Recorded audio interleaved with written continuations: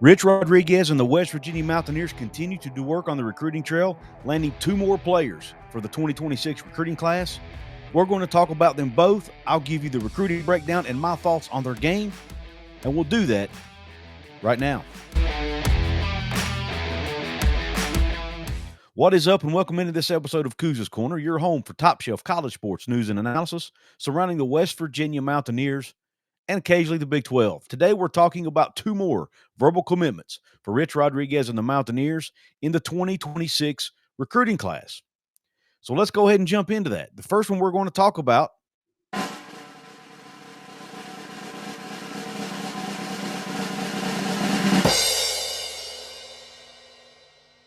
see what I did there?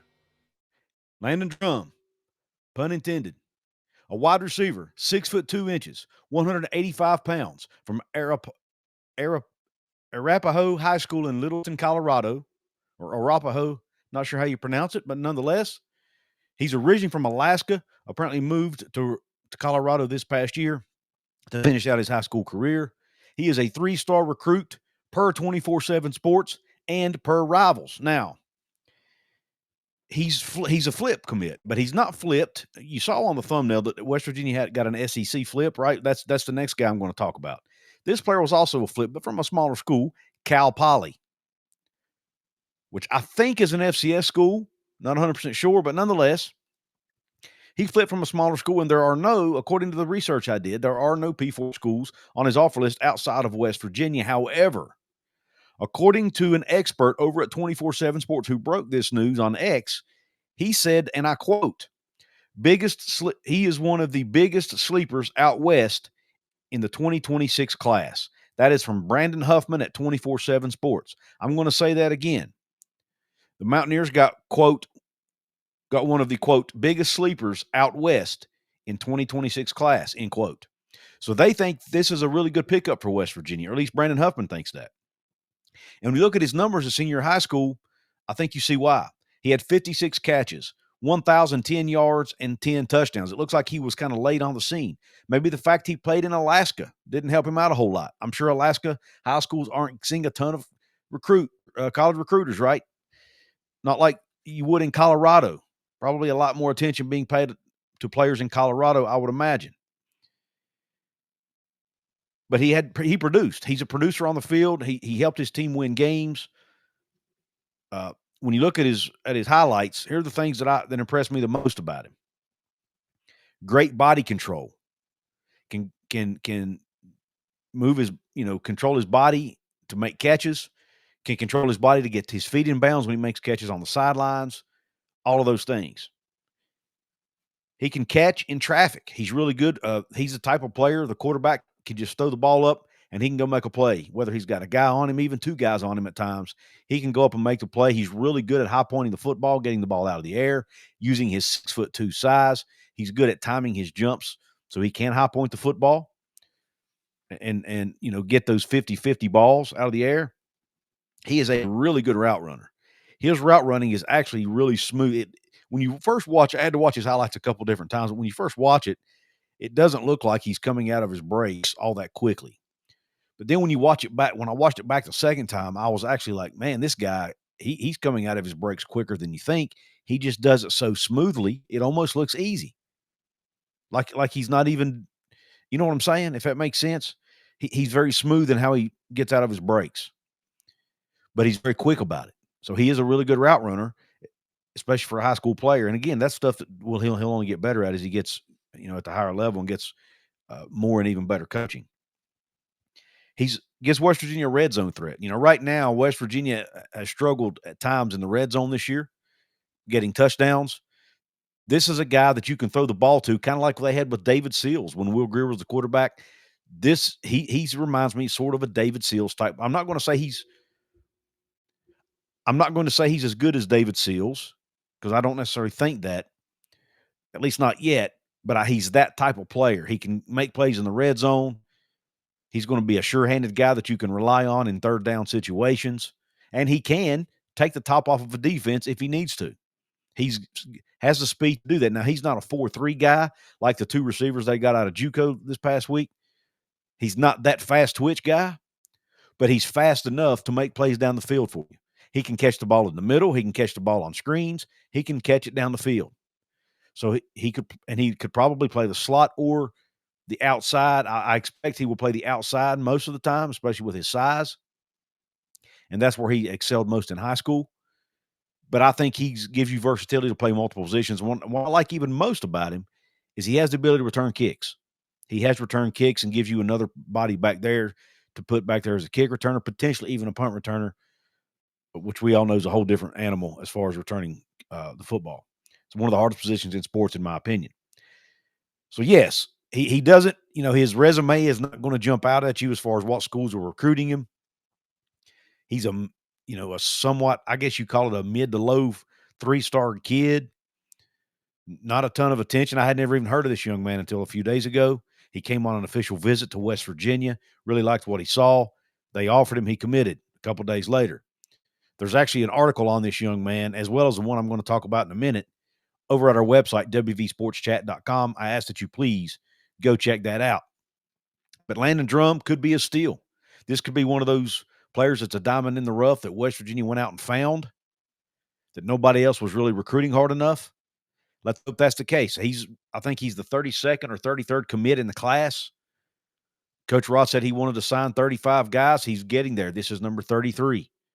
Looks like there'll be a couple more probably commit within the next few days before signing day on December 3rd. But Landon Drumm makes number 33 in the class as I record this here on Tuesday, November the 25th. So I don't hate this pickup. Again, he doesn't have the resume of someone like Kevin Brown. You know what I'm saying? He's not that splashy, big get in the class. But you've got to have all levels of guys. This was one that kind of flew under the radar that could end up being a really good football player. And at 6'2", it never hurts to have a good receiver who's 6'2". He probably needs to put on a few more pounds, but he can do that once he gets to West Virginia, especially if he's able to get there early. I'm not sure if he's an early grad or not, but we'll see when he's able to get to Morgantown and start participating in the weight program, nutrition program, and all of that. But I like this pickup for the Mountaineers. I really do. The next player I'm going to talk about is on the other side of the football, the defensive side of the football. But before we get to that, I do need to take a quick break, a quick commercial break to hear from our sponsor over at DraftKings and the specials they have going on right now for Thanksgiving. So stick around. Do you know about the 3 T's of Thanksgiving? Turkey for eating, table for gathering, and touchdowns for winning. With DraftKings Sportsbook, an official sports betting partner of the NFL, every touchdown could bring you closer to cashing in before dessert. With DraftKings Sportsbook, all the action's in your hands. First touchdown, anytime TD, live bets. Every play, every snap, every game counts. When the games get good, the bets get better. Here's the best part. New customers bet just $5, and if your bet wins, you'll get $200 in bonus bets instantly. When touchdowns happen, we feast. Download the DraftKings Sportsbook app and use code COUZ.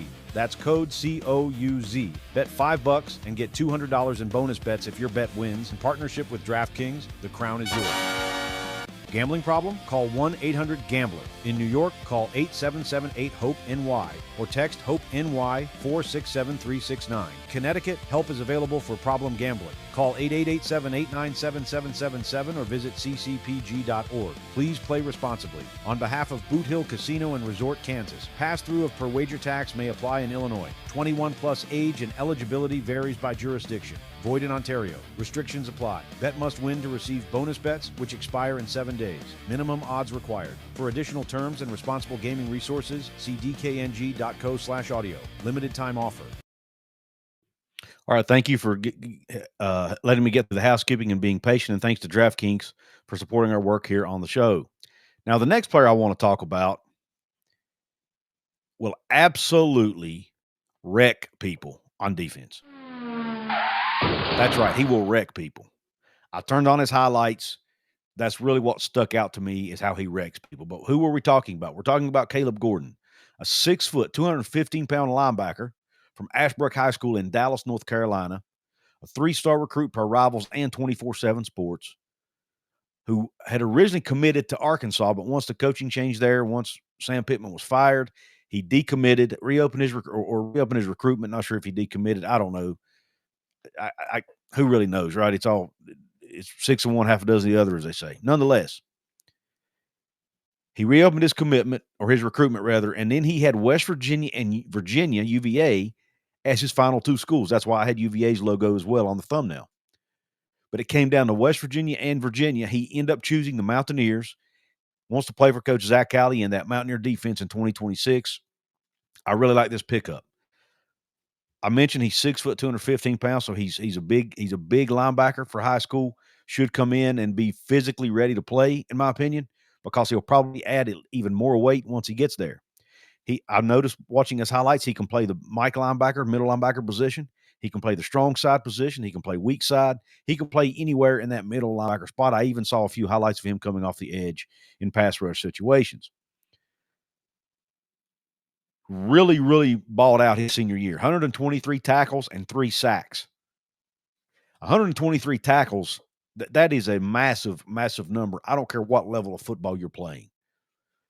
He just produces. The young man produces. He's a big physical kid. I mean, obviously, with his size, you put on the tape and you can see it. He's thick. He's strong. He's physical. And he loves to hit people. You can tell when he comes to hit you, he comes with ill intent. And he just absolutely wrecks people. Go to Huddle, check out his highlights. Caleb Gordon. Watch him on special teams. Even if he doesn't play defense as a freshman, he might come in and play special teams, and he will absolutely knock your head off on special teams. I loved it. He's the type of player West Virginia needs and wants. Fans will love him. He's going to play with that hard edge.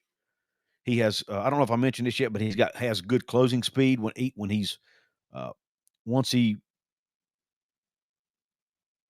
deciphers the play, and figures out where the ball's going.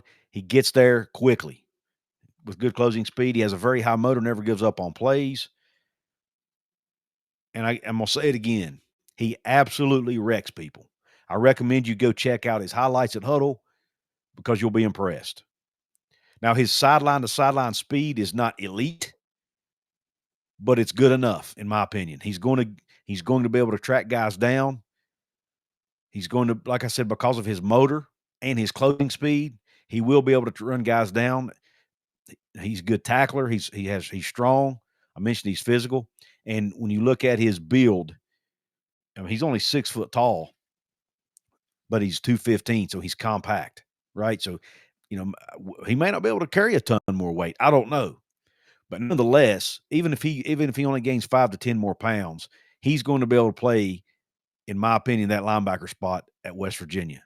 And heck, they might even move him to bandit. I don't know. He could probably play that too. The way he comes off the ball and the way he closes, he might could even play the bandit position if they want him to. But I like his physicality, and I just think he fits the mold of a Zach Alley and a Rich Rodriguez player. That's what I love the most about him is his hard edge and his physicality. Look, if Sam Pittman, who I trust his judgment, he thought he was good enough to play in the SEC. The Virginia staff thought he was good enough to play in the ACC. So this is a Power 4 caliber player here that West Virginia's bringing in as the 30. I think he was commit number 32. I think he actually committed Monday night to the Mountaineers, whereas Landon Drumm, the wide receiver I mentioned earlier, committed today on Tuesday. So I really like these two pickups, especially Caleb Gordon at the linebacker spot. He actually has the potential, in my opinion, to come in and contribute right away. They both do, really. But I really think Caleb Gordon has a better chance of the two of getting playing time as a true freshman. And it's a position they're losing people. They're losing, Chase Wilson. They're losing Reed Carrico from that position room. I think they lose John Lewis. You are bringing back Ben Cutter, assuming he comes back. You should be bringing back Ben Bogle. But you're losing a lot of depth. Ashton Woods should be back, but you are losing some depth at that spot. This is a way to fill it with Caleb Gordon, a linebacker, Flip from Arkansas, who chose the Mountaineers over Virginia Cavaliers.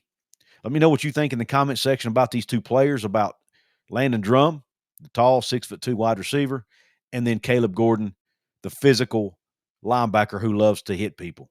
I want to hear your thoughts in the comment section. I want to take the opportunity to remind you to hit the thumbs up button if you liked this content. I want to remind you there's a button below called Hype between download and thanks on your mobile device only. If you see that, please hit it. It also helps my channel out. The comments help. Subscribe to the channel helps. It's free. There's a button below. You'll see it says subscribe. It'll be black, white, or red. It's free to hit it. Hit that, please. That also helps me grow. And sharing it with people, letting them know about me. Word of mouth, always the best way, right? Want to give a quick shout out to our VIP channel members of this episode. If you want to be a paid VIP member, hit the join button below or go over to my channel homepage and hit it over there as well. It'll explain all the perks that go with the 2 levels that we offer. All members get random shout outs, and the ones for this show are H. Bar Farkle, Morris Davis, Kenny Evans, Al Walker, and Hellbilly. Thank you all for your support.